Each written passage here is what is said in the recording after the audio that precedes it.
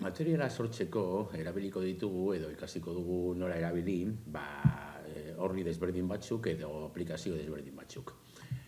Hasiko gara LiveWorksheet erabiliz edo ikusiz, batez ere askok erabili duzuelako konfinamenduan, oso baliogarria izan da eta nahiko erreza egiteko. Horretaz aparte gainera, badaukagu hor material pilo bat erabiltzeko eta momentu batean baliogarria baldin bada, zuzen erabiliko dugu gera. Bueno, LiveWorksheetera joateko, idatziko dugu Google bilaketan LiveWorksheet edo bertan baita idatzi, eta agertzen den lehenengo esteka sakatzen badugu, abiatuko gara LiveWorksheet horria. Hor bertan, egingo dugun lehenengo gauza, kargatzen ari da, poliki, egingo dugun lehenengo gauza, izango da, gazteleraz jarri. Normalean agertzen zaigu ingelesaz, jarriko dugu gazteleraz, eta lehenengo gauza izango da erregistroa egitea. Orduan, hemen daukagu acceso profesores, sakatuko dugu, hemen daukagu ja logeatzeko, baina oraindik erregistroa ez daukago eginda, orduan egingo dugu erregistroa. Sakatuko dugu registrarse, eta hemen jarriko dugu gure izena. Nire kasuan izango da Jose BM, jarriko diot pasaitz bat, nahi duzuen pasaitza, hemen errepikatuko dugu pasaitza, eta gure emaila. Hor agertzen da ja, josebm@begunezerolau.net, agertzen ez bada, idatzi. Hemen errepikatuko dugu, ziurtatzeko ondo idatzi dugula,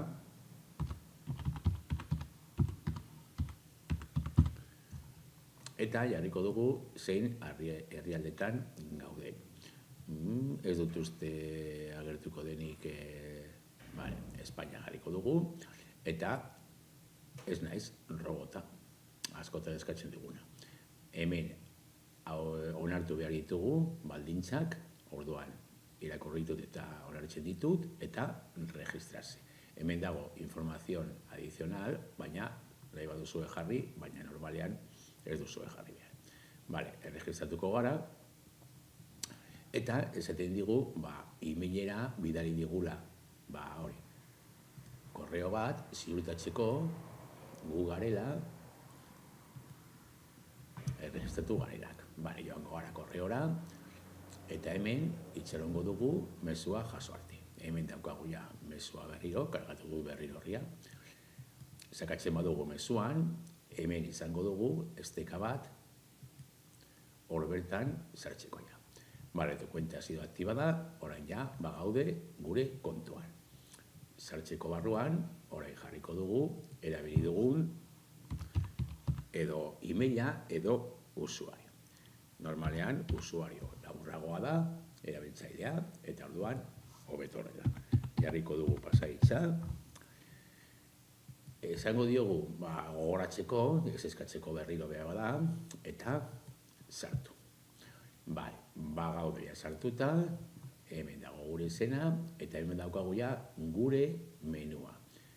Gero joango gara ikusten, baina hemen argi dago zer agertzen den. Nahiko horregatik esaten dut, LiveWorksheet nahiko erreza dela lan egiteko, eta oso intuitiboa.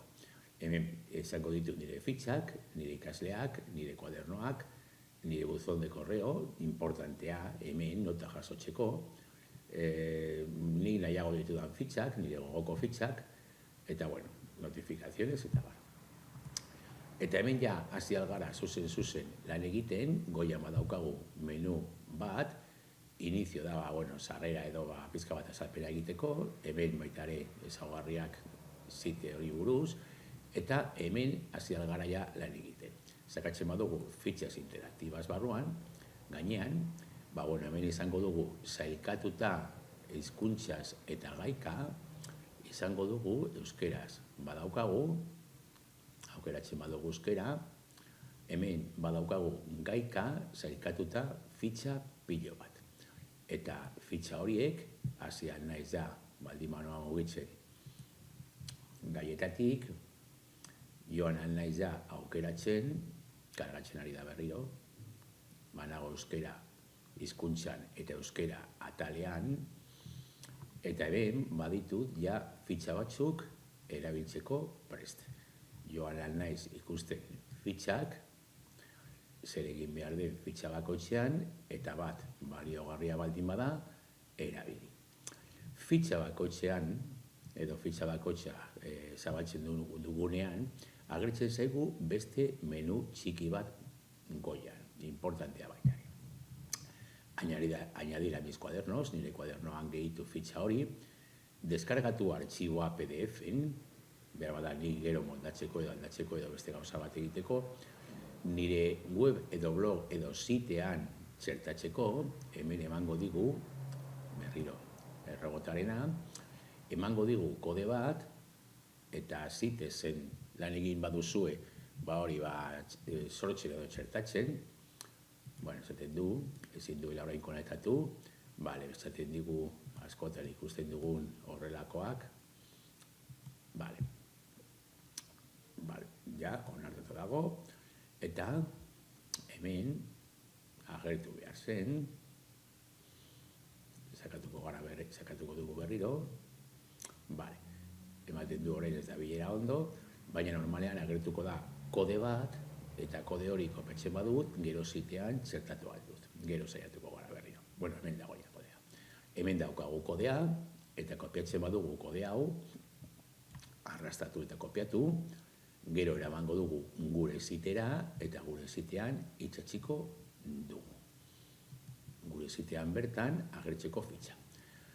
Hemen agertzen da Google Classroomen txertatu, ikusiko dugu geroago, edo Microsoft Teams, compartir por WhatsApp, añadir a mis favoritos, edo como se hizo, hemen fitxa guztietan ez da agertzen hau, baina agertzen bada izango dugu, edo ikusiko dugu nola dagoen eginda fitxa hori. Hemen daukagu komando bat, drop, drag and drop, eta ikusten duzuenez, drag bat, drop bat. Drag B, drop B. Gero joango gara ikusten nola egiten den fitxa bakoitza. Oso errezak egiteko. Horregatik, oso erabilgarria izan alda Lightworksheet. Eta gero aurrerago baitare ikusiko dugu, praktikatzen dugunean fitxa bat oso importantea da, notak ondo gero jasotzeko edo ikusteko zer egin duen ikasleak fitxan, oso importantea da personalizatu esteka. Orduan, hemen sakatzen badugu, esteka personalizatu, gero aurrerago ikusiko dugu, nola personalizatu, bidaltzen dugunean Classroomera adibidez, gero ikusteko fitxa oso.